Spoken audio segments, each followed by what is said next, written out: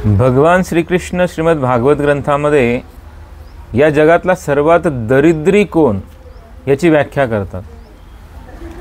या जगातला नंबर 1 चा दरिद्री कोण याची व्याख्या भगवान श्रीकृष्ण श्रीमद भागवत ग्रंथामध्ये करतात।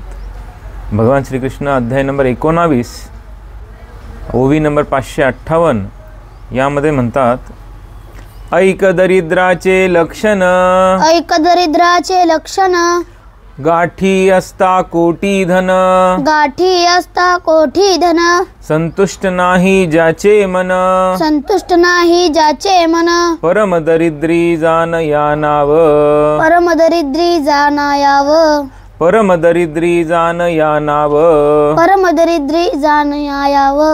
या ठिकाणी देवाने परम दरिद्री कोण याची व्याख्या अशी केलेली आहे की ज्याच्यापाशी खूप धन संपत्ती वैभव सर्व काही आहे। बरं का, कोटी धन ह्या शब्द देवाने वापरलेला आहे। कोट्यावधी धनसंपत्ती त्याच्याकडे आहे, वैभव आहे, प्रतिष्ठा आहे, सर्व काही आहे, परंतु ज्याचं मन संतुष्ट नाही, ज्याचं मन समाधानी नाही, तो 1 नंबरचा दरिद्री असं देवानी या ठिकाणी व्याख्या केलेली आहे।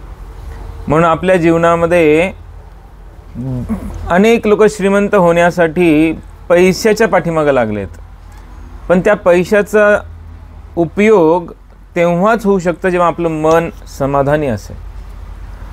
पैसा खूप आहे पण शांत झोपत नसेल लागत तर काय उपयोग।